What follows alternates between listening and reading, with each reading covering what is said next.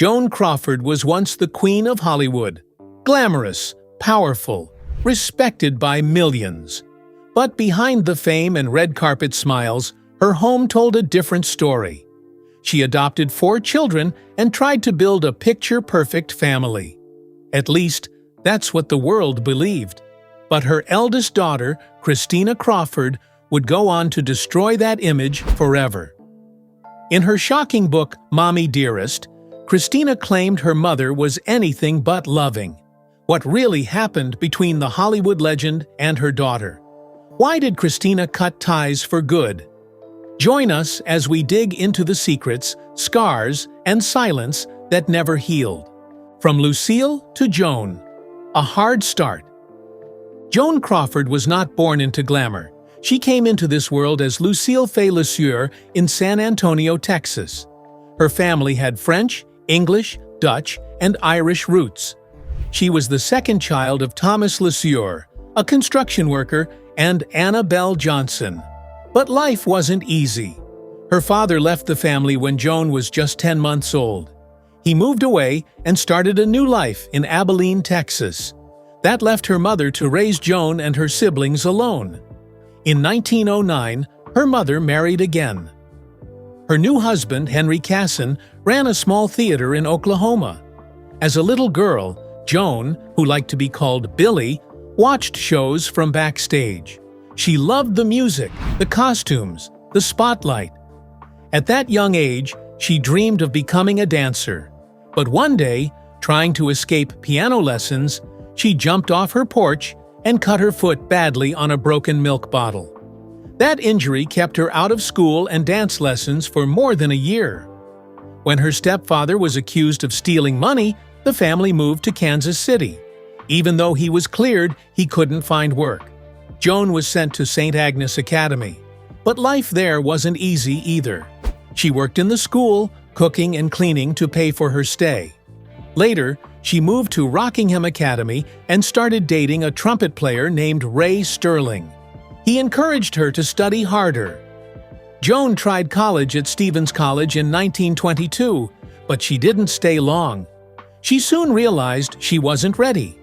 Her early years were full of change, struggle, and survival. But all of that was just the beginning of her story. A Hollywood dream begins. Joan's career started with dance. She joined the chorus in traveling shows using her real name, Lucille LeSueur. While performing in Detroit, a big-time theater producer spotted her. That led her to Broadway in New York. Around this time, she reportedly married a saxophone player named James Welton. But that marriage was never discussed later in her life. Hungry for more, Joan approached a theater publicist named Niels Granlund. He helped her land a screen test and sent it to Hollywood. On Christmas Eve of 1924, MGM offered her a contract for $75 a week. She was back in Kansas City at the time, but quickly borrowed $400 and rushed to Hollywood. Her first job was as a body double in Lady of the Night in 1925. She played behind MGM star Norma Shearer. She also appeared in other small roles that year, including The Circle, Pretty Ladies, The Only Thing, and The Merry Widow. These parts were small, and her name didn't even appear in the credits. Frustrated, Joan decided to promote herself. She built an image of a modern flapper, fun, fashionable, and full of energy. It worked. By the end of the 1920s, people across the country knew who she was. And by the 1930s, she was one of the biggest stars at MGM. She played women who worked hard, fell in love, and built a better life. Her rags-to-riches roles were loved by women during the Great Depression. But fame isn't always forever. By the end of the decade, her movies stopped making money. The press even called her box office poison. After almost 2 years away from the screen, Joan made a huge comeback in 1945. She starred in Mildred Pierce, a film that won her an Oscar for Best Actress. It was a big moment. She had proved everyone wrong. In 1955, Joan married Alfred Steele, the president of Pepsi Cola. she became closely tied to the company. After Steele passed away in 1959, Joan took his seat on the Pepsi board. She stayed there until 1973, when she was forced to step down. Even while working with Pepsi, Joan continued acting. She made movies and appeared on television through the 1960s, but her roles became fewer over time. Her last film was a horror movie called Trog, released in 1970. After that, she stepped away from the screen and slowly disappeared from the public eye. She became reclusive, choosing to live out her final years in private. Joan passed away in 1977. A family that didn't fit the picture. Joan married 4 times. 3 of those marriages ended in divorce. Her last marriage ended with the death of her husband, Alfred Steele. She also adopted 5 children, but one of those adoptions didn't last. One child was taken back by his birth mother. Her 2 oldest children were Christina and Christopher, and her relationship with them was far from loving. Over time, things between Joan and the children became worse. It got so bad that Joan ended up cutting them out of her will completely. You see, Joan Crawford always tried to show the world that she was a loving mother. In her books, she spoke proudly about raising her children. But her daughter, Christina Crawford, had a very different story to tell. In 1978, just a year after Joan's death, Christina released a book called Mommie Dearest, and it shocked everyone. She didn't just share a few bad memories. She told the world that Joan was abusive, cruel, and not the person people thought she was. Christina's book painted Joan as a woman who cared more about her image than her children. She said her mother was violent, selfish, and drank too much. It was hard for fans to believe. After all, Joan was the Oscar-winning star of The Women, Humoresque, and Whatever Happened to Baby Jane. But Mommie Dearest made many people see her in a new light. Joan had once written, "Kids are the wisest judges of all.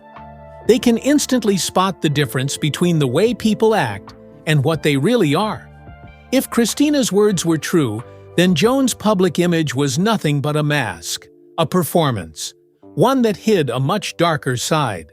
And in her will, Joan made her feelings clear. She left nothing to Christina and her brother Christopher, saying the reasons were well known to them. That silence was broken by Christina, and once she started talking, she didn't hold back. Christina's words gave people a glimpse behind the curtain. What they saw was painful, angry, and unforgettable, and it raised one powerful question. What really happened inside the Crawford home? A childhood full of pain. Joan Crawford often said her own childhood was difficult. She once admitted there wasn't one goddamn moment on the good ship Lollipop. And in many ways, Christina seemed to agree. Born Lucille LeSueur, Joan grew up with very little. Her father left when she was still a baby. Her mother, Anna, had to raise her and her brother on her own. Later, Anna married a man named Henry Cassin, who ran a vaudeville house. Joan loved him and thought he was her real father. She took the name Billy Cassin and filled her days with dance and imagination. But when she was just 7, everything came crashing down. Joan found stolen coins in the basement. Cassin was accused of embezzlement, and the family had to leave town. Then her brother told her that Cassin wasn't even her real dad. The man she had called Daddy was just her stepfather. The betrayal hit hard. They moved to Kansas City, but things didn't get better. The family had no money and worked together in a small laundry. Joan, or Billy, was sent to a boarding school where she became a working student. That meant she spent more time cleaning than learning. One memory she shared was heartbreaking. She said the school's headmistress once beat her with a broomstick until she was dazed. "I'll teach you to work if I have to kill you," she shrilled, Joan recalled. Her early years were filled with struggle, pain, and hard lessons, and these experiences stayed with her for life. Joan didn't stay down for long. She left school and became a dancer. She joined the chorus line and caught the eye of Broadway producer J.J. Schubert. He cast her in Innocent Eyes, and that was her first step toward fame. She was still young, still learning, but she was finally doing what she loved. Still, the damage from her past stayed close. Joan later admitted something important. "I fooled him," she said. "Talent for living indeed. Exhibitionism was mere camouflage for heartbreak." Her fun, lively image was just a cover for the pain she carried inside. She knew she had to rebuild herself from the ground up. In a portrait of Joan, she wrote about her deep insecurities and how she pushed herself to succeed. She expected perfection from herself and often felt like she came up short. Her first husband, actor Douglas Fairbanks Jr., once joked that if Joan heard about a role, she would camp on his front doorstep until I got it. And Joan admitted she'd wait at both the front and the back. She wasn't going to let anything stand in her way. In the 1920s and early 1930s, Joan became famous for playing poor women trying to change their lives. It wasn't just acting, it was personal. Joan herself had been that girl, desperate to rise above. She also wanted the education she never had. She tried to make up for it later in life. "The demands I make on myself are fantastic," she wrote. "I expect perfection.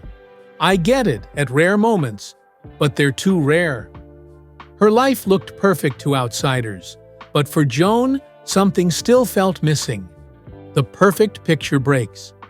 Joan had always wanted a family, but after suffering several miscarriages and ending her second marriage to actor Franchot Tone, she decided to adopt. Christina says this was made possible by a man with underworld ties, Meyer Lansky, because single women couldn't adopt legally in California at the time. Joan's first adopted child, a baby girl, arrived on June 11, 1938. Joan described her new daughter in very blunt terms. "When the baby was 10 days old, she was brought to me. The ugliest little mite I'd ever seen," she wrote. But things changed quickly. She grew into a blue-eyed, blonde-haired doll, and I gave her all my love and attention. At least, that's what Joan claimed in her books. She tried to show the world a perfect picture, a loving mother and a happy child. But Christina's version was very different. She saw her mother as someone obsessed with control, someone who cared more about appearances than love. And when Joan died in 1977, Christina was still holding on to years of pain. She wrote in Mommie Dearest, "As we walked out into the cool night air, I held on to my husband's hand and thought, 'At last it is over.' But is it?" The truth is, that perfect image of Joan Crawford began to fall apart the moment Christina's book hit the shelves. The glamorous star with diamonds and gowns became a symbol of hidden pain and family trauma. Christina's brother, Christopher, passed away in 2006. Joan had already been gone for nearly 30 years, but the story didn't fade. People still talk about Mommie Dearest, not just because it's shocking, but because it shows how fame and family can sometimes clash in painful ways.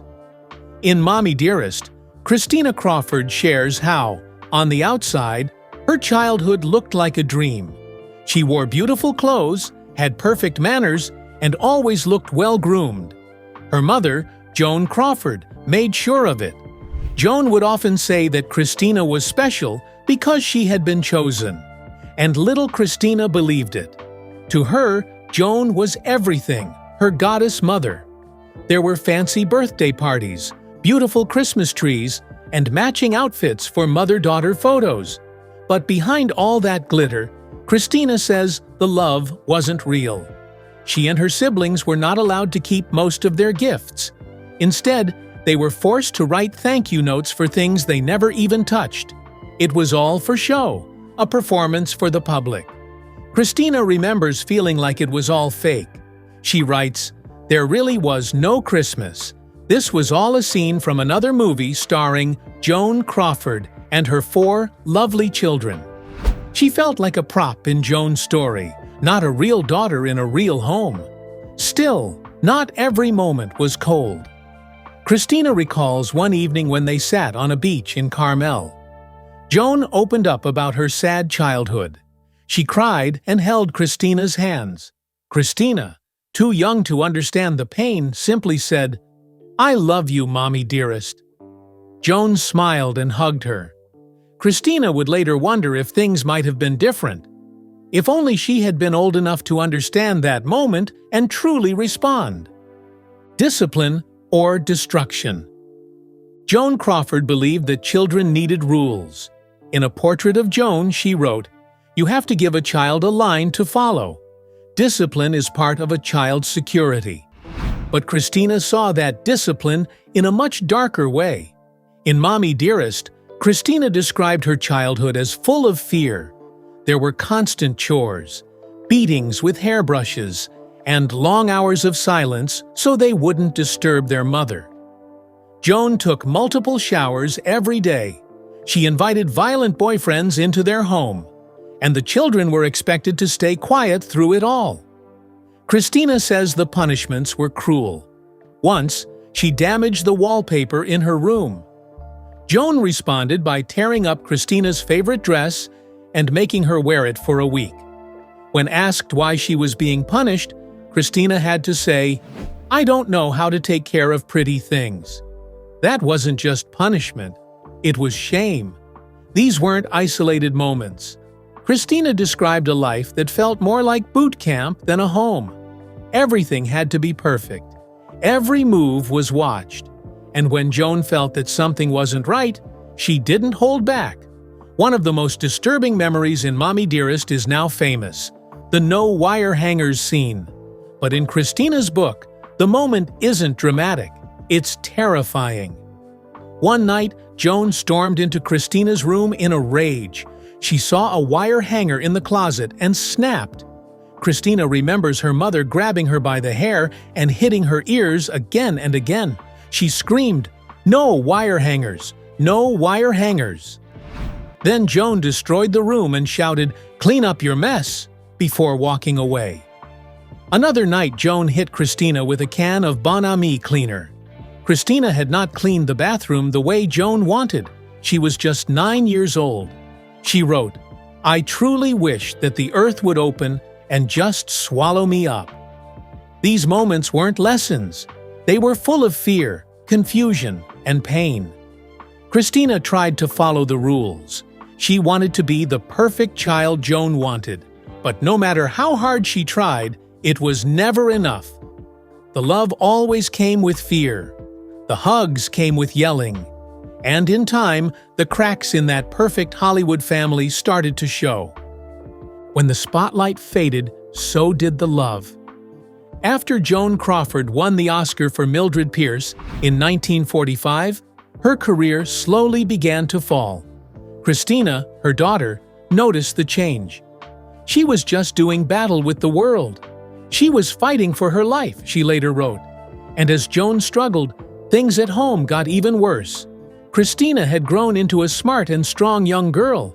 She wasn't quiet anymore.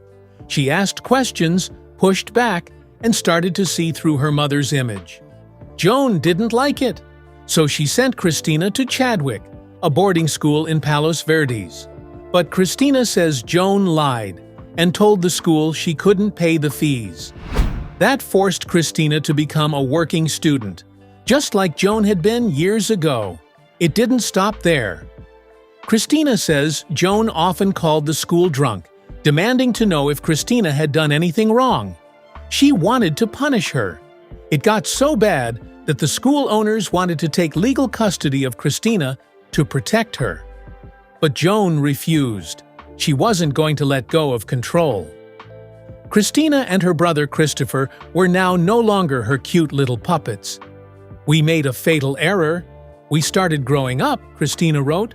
Mommie Dearest became enraged when she perceived that all was not well in mannequin land. And that rage came with real danger. One day, Christina finally stood up to her mother. She told Joan she had lied about being expelled. That moment, she says, turned violent. Joan, in a rage, attacked her. She started to beat her. Then she choked her. Christina says, "I completely forgot that she was my mother. She was trying to kill me. And if I had the strength, I would try to kill her first." The fight stopped only when Joan's secretary walked in. That woman later admitted there was a fight, but denied that Joan choked her daughter. Christina, still in shock, was locked in a room. Later, she was questioned by a juvenile officer. The officer knew Joan had beaten her, but gave Christina a warning. If she acted out again, she'd be sent to juvenile hall. Christina couldn't believe it. Her mother had abused her, and yet she was the one who was being punished. What kind of world was it that let her off scot-free and punished me for her insanity? She asked. It was a crazy world. And it truly was. Joan had fame, power, and influence. Christina had none of that. There were no strong child protection laws back then. In the 1940s and 50s, children like Christina didn't have anywhere to turn. After one especially violent fight, Joan herself called the police and told them to arrest Christina for being delinquent. She was only 13 or 14. The officer who showed up felt sorry for Christina, but his hands were tied. There were no laws to protect me, Christina remembered. You have to try to live here until you are 18 and can go free.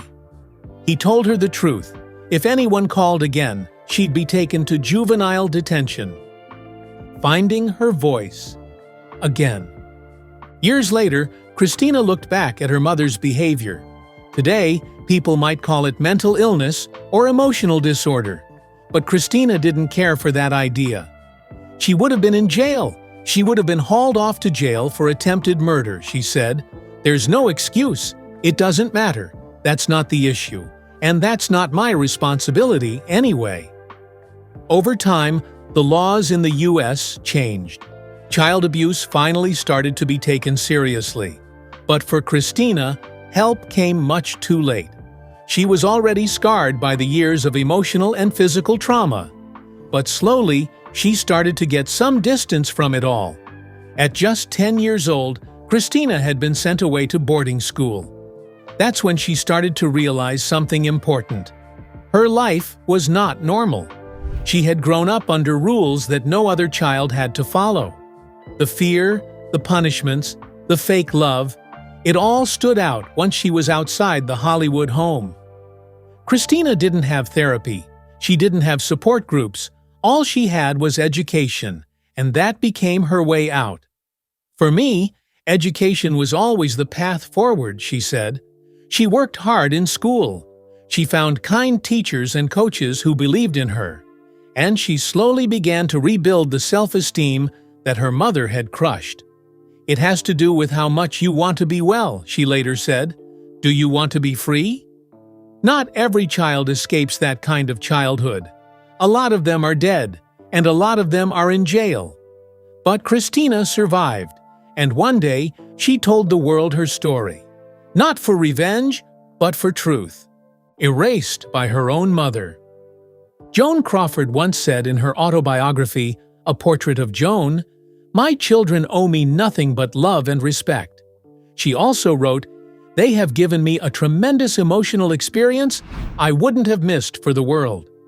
These were words that painted a soft, loving image. But when Christina read them, she knew the truth was different. In her final years, Joan's relationship with Christina had already fallen apart. Christina had been sent to a convent school, far away from public view. Later, she tried to become an actress, just like her mother. But things didn't go well. In the last part of Mommie Dearest, Christina shared her frustration. Not just about the past, but about how Joan didn't support her financially or emotionally, even while traveling the world with her fourth husband, Pepsi Cola's Alfred Steele. Joan, on the other hand, wrote that her two older children, Christina and Christopher, were not like the twins. She said, "I used to think environment obliterated heredity. I was wrong. Unlike Christina and Christopher, the twins don't resent my life." She made it clear, She thought Christina and Christopher had turned against her. When Joan died in 1977, she made it official. In her will, she cut both of them out completely. She gave no long explanation, only saying, "for reasons which are well known to them." That final rejection is what pushed Christina to speak out. She sat down at her desk and began writing everything she had lived through. Speaking of which, Christina never planned to write a tell-all book. She had tried to move on. She acted for a while, then studied at UCLA, and later earned a master's degree from USC. She even worked in corporate communications.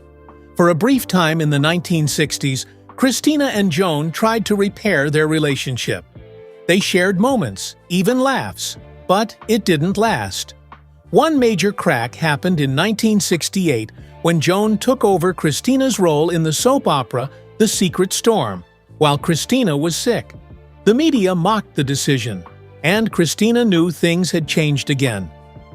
"I thought it was real," she said of the reconciliation, but it turned out not to have been. Joan's health declined. She drank more. She became more difficult. And when Christina moved back to California, the connection faded for good. They lost not just contact, but context. After Joan died, Christina was full of anger, hurt. She took her pain and turned it into Mommie Dearest. The book came out in 1978. It sold over 1 million copies, and it created a storm. Many of Joan's friends and fans refused to believe it. Some of them had seen the truth, but stayed silent. Christina knew that too. "They were guilty of seeing and not saying," she later said. "It was blaming the messenger for the bad news." She didn't respond to critics. She didn't fight back. "I simply stuck to the message that I knew to be the truth." That truth came with consequences, but it also gave strength to others. Christina started receiving letters from all over the world, from people who said, "Thank you for speaking up for us." A childhood of fear and silence. Growing up, Christina lived in fear. Her mother often threatened to lock her away. "I had a terror of being locked up," she once said. That fear followed her everywhere. And she wasn't the only one who knew what was happening. Nannies, housekeepers, secretaries, even teachers. They all saw the signs, but no one spoke up. After the book came out, Joan's fans were quick to protect her. Many of them were old Hollywood stars who believed it was shameful for a daughter to speak out. But Christina didn't flinch. "Well, yes, I think it was monstrous impertinence, to say the least," she laughed later. Even her 2 younger siblings didn't support the book. But Christina wasn't surprised. Different people in the family experienced the parenting situation in different ways, she explained. The treatment was not the same for all of them. That, too, was part of the control. Still, one person stood by her side, her brother Christopher. Though he liked to keep his life private, he believed her completely. His support meant everything. It wasn't just about telling her story. It was about breaking a cycle of silence. Christina said, "Fear is the water that abused children swim in. But silence is what lets that fear grow." Writing the book helped Christina begin to heal, but the pain didn't end there. In 1981, she suffered a stroke. Recovery took 5 long years, but she made it through. For the last 2 decades, she has lived quietly in Idaho. She kept writing. She even wrote more books connected to Mommie Dearest. Her fear didn't disappear when Joan died. "No," she said, "because it's internal." But slowly, it faded. These days, when Christina sees a photo of her mother, she doesn't feel anger or fear. "Nothing. No," she said calmly. Is it indifference? It's just acceptance. She spent years trying to understand what happened, how the world could ignore what she went through. Even now, she sees how abuse continues in different forms. Look at Michigan State, with the gymnasts. Look at Penn State. The pain might change shape, but it's still there. One thing she believes should change is the law. In some places, the time limit to report abuse is too short. When you have a statute of limitations against sexual abuse of children, then most of the perpetrators go free, she explained. Many victims stay silent for years. By the time they're ready to speak, the law no longer protects them. Christina's story was never just about one mother and daughter. It became part of something much bigger. And while her childhood shaped her, it didn't define her. Her healing came slowly, but it came. "It has been a long time," she said with a quiet smile. Do you believe Christina Crawford's story in Mommie Dearest? Or do you think there's more to the truth? Share your thoughts in the comments below. And don't forget to hit like, subscribe, and stay tuned for more incredible stories from Hollywood's fascinating history. See you next time!